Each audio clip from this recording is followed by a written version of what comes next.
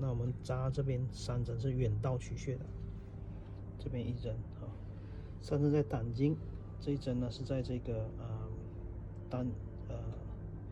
这根在胆经，这3根在肝经哈。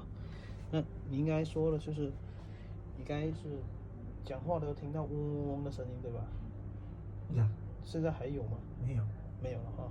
好，头上呢3根针扎在头的部位，然后这边扎足灵气啊，就是给这个头灵气，给眼睛流眼泪还有流口水的啊，这是中风后遗症的这个扎法，就头区域啊，调这个语言区，那个语言会好一点。